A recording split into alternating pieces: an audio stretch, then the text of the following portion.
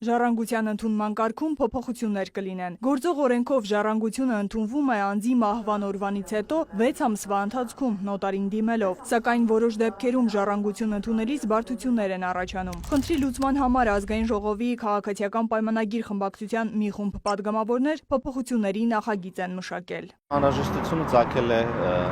44-օրյա պատերազմի ընթացքում զոհվածների ընտանիքների հետ հանդիպումների ժամանակ, երբ պարզվել է, որ զինվոր օրինակի համար մահացել է անցյալ տարի պատերազմի ընթացքում, բայց մահվան գրանցումը, պետական գրանցումը տեղի ունեցել,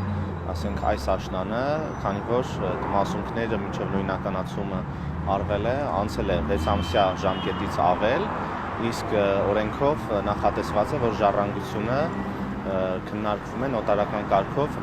մահվանից 6 ամիս անց։ Եթե ռազմական գործողությունների կամ տարերային աղետների հետևանքով մահացած անձի ինքնությունը չի հաստատվել մահվանից հետո առնվազն 1 ամսվա ընթացքում 6 ամսվա ժամկետը անցնելուց հետո ժառանգությունը թույլատրվելու է ընդունել մահվան մասին պետական գրանցման օրվանից 6 ամսվա ընթացքում։ Այսինքն, եթե ժառանգատուն ինքնությունը հաստատվել է, այսինք 2021 թվականի մարտ, փետրվար կամ նոյեմբեր ամսին, ապա նա մահացած կհամարվի ոչ թե նրա մահվան օրը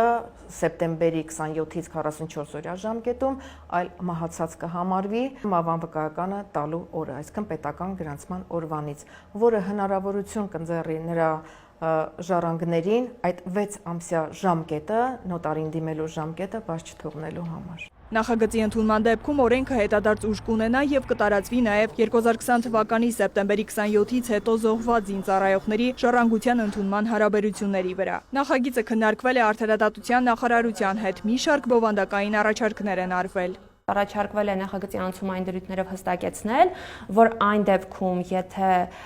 ժառանգատուի ինքնությունը հաստատվել է մինչև այս նախագծի ուժի մեջ մտնելը, այդ անձի ժառանգները հնարավորություն կունենան ժառանգություն ընդունել նախագծի ուժի մեջ մտնելուց հետո 6 ամսվա ընթացքում, այսինքն նրանց համար այդ ժամկետի հոսքը սկսվում է նախագծի ուժի մեջ մտնելուց հետո, ոչ թե մահվան պետական գրանցման, ինչը որ առաջարկում է մնացած բոլոր դեպքերի համար։ Առաջարկվող փոփոխությունները խորհրդարանում կքննարկվի արդեն հաջորդ տարի։ Նարեկ Ոսկանյան, Ռաֆիկ Սողոմոնյան, լուրեր։